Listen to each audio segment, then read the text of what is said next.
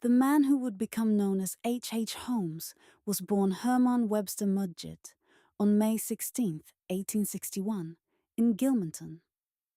A quiet farming town, sparse roads, church on Sundays, a place where reputations lingered for generations. Nothing in the geography suggested infamy. His parents, Levi Horton Mudgett and Theodate Page Price, were devout Methodists who valued discipline, order, and appearances. Herman was the third of 5 children. By most accounts, he was intelligent, well-spoken, and socially distant. Neighbors later described him as peculiar, though not outwardly troublesome.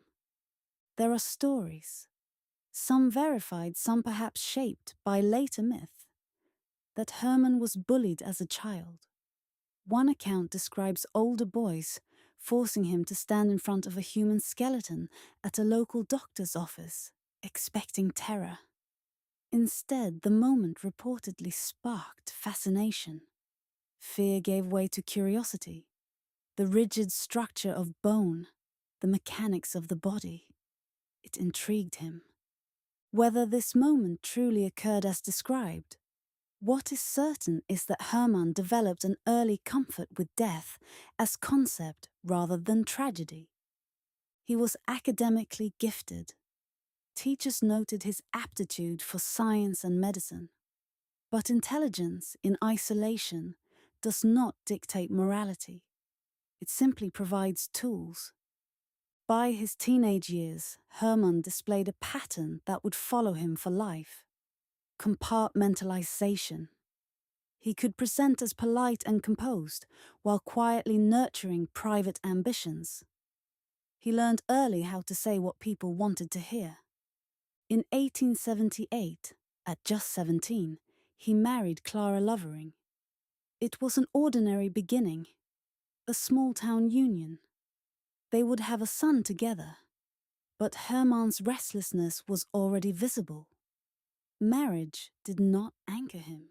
It constrained him. He briefly attended the University of Vermont before transferring to the University of Michigan Medical School in 1882. Medical school would prove transformative, not merely for education, but for opportunity. In Ann Arbor, Herman immersed himself in anatomy labs and dissection rooms. Cadavers were tools of instruction. Bodies without names, clinical, detached. For most students, the experience required emotional adjustment. For Herman, it required none. It was here that he refined schemes that blended science with fraud. Holmes, as he would soon rename himself, began stealing cadavers from the university. He disfigured them, staged accidents, and filed insurance claims using fabricated identities. He understood 2 critical truths. Death was difficult to verify in an era before standardized documentation, and insurance companies relied on trust. These early scams were not impulsive crimes. They were rehearsals in manipulation. He learned paperwork, timing, impersonation. He learned how institutions functioned and where they were vulnerable. By the time he graduated in 1884, Herman had already abandoned Clara and their son. He had married again without divorcing. Bigamy would become habitual. Identity was fluid to him. Names were costumes. Henry Howard Holmes. The name sounded respectable, authoritative, professional. In 1886, Holmes arrived in Chicago, a city in metamorphosis. Just 15 years earlier, the Great Chicago Fire had devastated it. Now, industry surged. Railroads converged. Architecture climbed skyward. The population exploded. Anonymity was easy in a city reinventing itself. Holmes secured employment at a pharmacy in Englewood, a growing neighborhood on Chicago's South Side. The owner, Dr. Elizabeth Holton, eventually disappeared from the business. Some accounts suggest Holmes purchased it legitimately. Others hint at deception. The historical record is unclear. What is clear is that Holmes assumed control. Across the street, he purchased a vacant lot. Construction began in 1887. What rose over the next several years was a 3-story structure that would later earn a nickname from the press, the Murder Castle. At the time, it was simply a mixed-use building. Retail space on the ground floor, apartments above. But Holmes oversaw every detail. He hired contractors, then abruptly dismissed them before projects were complete. He brought in new crews who understood only fragments of the blueprint. Payment disputes were common. Some workers left unpaid. Others were never allowed to see the full architectural design. The result was deliberate fragmentation. The interior contained windowless rooms, doors that opened into walls, corridors that twisted back on themselves, staircases that led nowhere, chutes connecting upper floors directly to the basement. Certain rooms were lined with steel plates. Some were fitted with gas pipes, connected to a control panel in Holmes's private office. There were trapdoors, peepholes, hidden passages that allowed Holmes to observe occupants without being seen. The basement was the most telling space. There, investigators would later find a large furnace capable of reducing bone to ash, acid vats, lime pits, a dissection table, surgical instruments, an elastic torture rack, though reports of its use remain debated. Holmes referred to portions of the building as airtight vaults. Guests could be locked inside while gas filled the room. Whether every architectural oddity was designed for murder is uncertain. But enough were.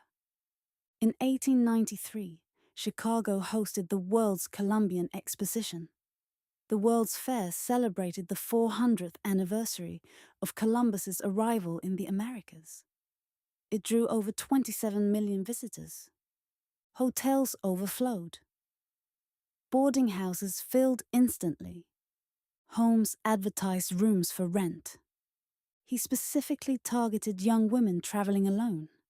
Stenographers, typists, shopgirls seeking opportunity in the expanding city. Many were hired to work in his building. Some were courted romantically. Several were persuaded to take out life insurance policies, with Holmes listed as beneficiary. Charm was his primary weapon. He was articulate, well-dressed, attentive. He spoke softly, maintained eye contact, presented himself as a businessman and physician. For women far from home, he appeared stable, educated, safe. Some vanished after accepting employment. Julia Connor, a former employee, disappeared along with her young daughter, Pearl. Emmeline Sigrand, a stenographer, vanished shortly after announcing an engagement to Holmes. Minnie and Nanny Williams, sisters from Texas, were last seen entering his building. Families received letters explaining sudden relocations or marriages. Holmes often wrote these letters himself, forging handwriting, crafting narratives that delayed suspicion. Meanwhile, remains accumulated. Holmes stripped flesh from bodies and sold skeletons to medical schools as anatomical specimens. This practice was not entirely uncommon in an era when cadavers were scarce and regulations lax. But Holmes's supply was personal. Estimating the true number of victims is notoriously difficult. Holmes confessed to 27 murders while awaiting execution, but later recanted portions. Some of those he claimed to have killed were proven alive. Sensational newspapers inflated numbers dramatically, some claiming 200 victims. Modern historians confirm at least 9 murders with strong evidence. The real number may be higher, but likely not as astronomical as early reports suggested. Holmes thrived in ambiguity. Beyond Chicago, his criminality expanded into elaborate insurance fraud schemes. In 1894, he partnered with Benjamin Petersell in a plan to fake Petersell's death for a $10,000 payout. When complications arose, Holmes killed Petersell instead, rendering the scheme authentic. He then traveled with 3 of Petersell's children across multiple states, promising to reunite them with their mother. Instead, he murdered them individually. 2 daughters were found buried in a cellar in Toronto, Canada. The young son, Howard, was discovered dismembered in Indianapolis. These murders shifted public perception. This was no longer mere fraud. It was calculated annihilation. The Pinkerton National Detective Agency pursued Holmes relentlessly. Detective Frank Geyer traced Holmes's movements through rental records, letters, and witness accounts. An early example of interstate investigative coordination. Holmes was arrested in Boston in 1894 and extradited to Philadelphia to stand trial for Petersell's murder. Meanwhile, Chicago authorities searched the Englewood building. Their findings fueled national hysteria. Newspapers published diagrams of secret rooms. Headlines declared Holmes the Beast of Chicago. The term murder castle entered the lexicon. His 1895 trial was a spectacle. Holmes took the stand, delivering articulate testimony filled with contradictions. He maintained composure, smiled at jurors, adjusted his tie. Observers remarked on his calm detachment. The jury deliberated less than 3 hours before returning a guilty verdict. Holmes was sentenced to death. In prison, he negotiated with publishers, selling confessions for money. His statements shifted frequently. Innocence one day, partial guilt the next. He seemed less interested in truth than in narrative control. On May 7, 1896, Holmes was executed by hanging at Moyamensing Prison. Reports indicate the drop failed to break his neck cleanly. He died slowly over approximately 15 minutes. Before execution, he requested burial in a coffin encased in cement, 10 feet underground. He feared grave robbers would exhume him, an ironic anxiety for a man who had treated bodies as commodities. The Englewood building burned down shortly after his arrest under suspicious circumstances. Whether arson was intended to destroy evidence remains unclear. Today, a post office stands on the site. Holmes's legacy occupies a peculiar space in American criminal history. He is often labeled the nation's first serial killer, though others preceded him. What distinguishes Holmes is timing. His crimes unfolded at the dawn of mass media. Newspapers amplified horror. Sensationalism merged with fact. The mythology of hidden chambers and torture devices expanded beyond verifiable evidence. Yet beneath exaggeration lies undeniable cruelty. Holmes did not kill in fits of rage. He killed for control, for profit, for the intellectual satisfaction of deception. He viewed people as assets or obstacles.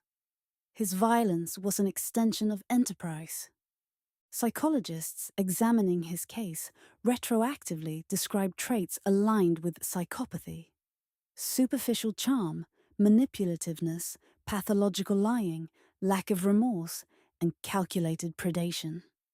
He understood systems: insurance, medicine, real estate, and exploited their weaknesses. He understood human trust. He weaponized it. Unlike impulsive killers, Holmes planned years in advance. The building itself symbolized his mindset: compartmentalized, deceptive, layered with false exes. The murder castle endures in public imagination because it represents something deeply unsettling. That horror can be engineered quietly, methodically, behind ordinary brick walls. Holmes was not driven by ideology, not by revenge, not by visible madness. He was driven by advantage. In an era before fingerprint databases, before centralized record keeping, before coordinated national law enforcement, Holmes moved easily between identities. He adapted to bureaucratic gaps, and he smiled while doing it. If you found this story compelling, don't forget to leave a like and subscribe for more deep dives into the minds and moments that shaped history's darkest figures. Every week, we open another case, another file, another glimpse into the shadows.